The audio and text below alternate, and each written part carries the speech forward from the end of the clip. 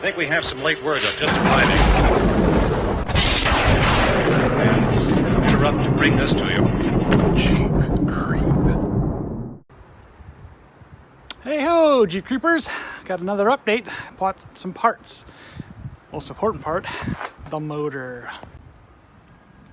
So what we're looking here is a snowmobile motor. This is a 87 570 Enticer. So it's almost 600 cc's of insane power. I think they're about 80 horse.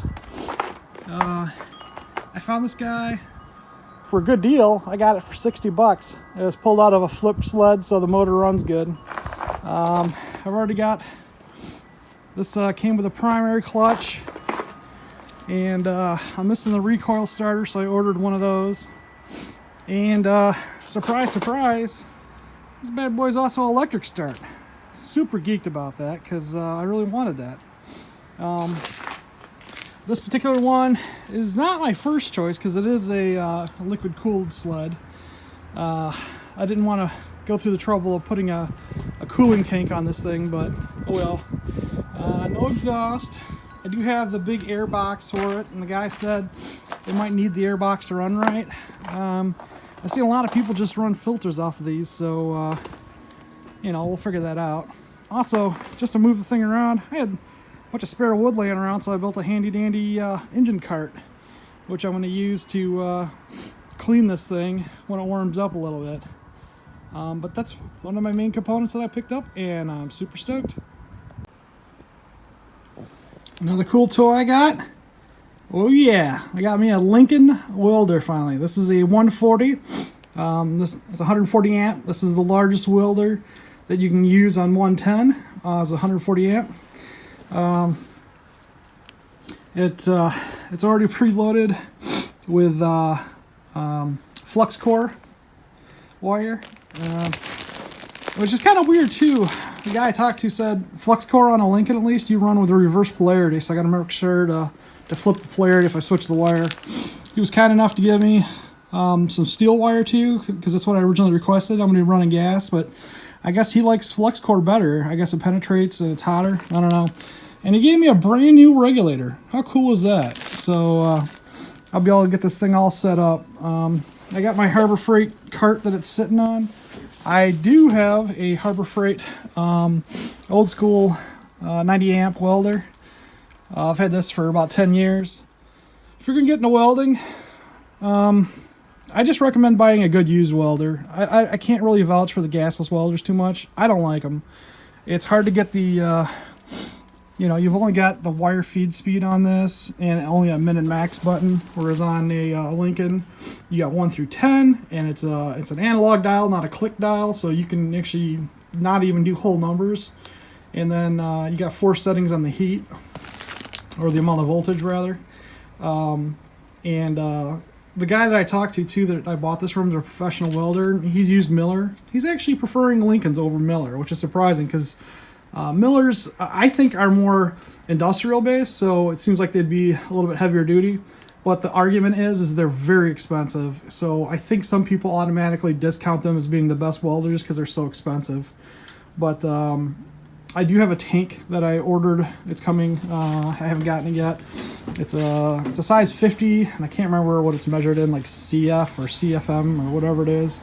I found that online, and I'm using a mix. I'm using a 75 argon, 25% CO2, and it's supposed to be the best way to go instead of using straight CO2. So yeah, pretty geeked. I cannot wait to try this thing. I've welded many things with this thing. And the reason why I don't like them is because it splatters. You don't get deep welds. Welds are ugly. It's hard to drag a bead.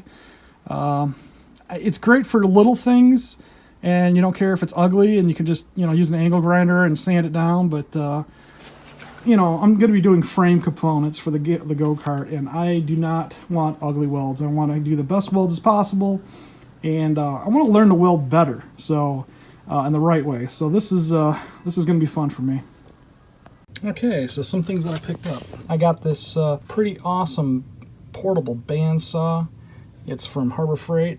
I was really lucky. These run normally about $140. I got it from a tent sale, factory refurbished, clearance, and it was clearanced a second time for the low price of $50. So I'm super stoked on this. This will allow me to make super clean cuts. As of right now, the only thing I have is an angle grinder, and that's not really great for making straight cuts or clean cuts. It's kind of messy. It'll cut through anything, but it's just not straight. Next tool that I got, I have a manual pipe bender. It's a 12-ton manual pipe bender. I found this on eBay. This was about $100, and I don't like these in particular. Everything that I've seen, if you use a cheap one, that people complain that it kinks the pipe, or it will kind of blister the pipe, or fold the pipe in. So a trick to use a cheap pipe bender like this one is basically just to fill it and tamp it with sand and then bend it. And if you have to, and if it's still bending, what you can do is heat it as well and fill it with sand. So this will work for now.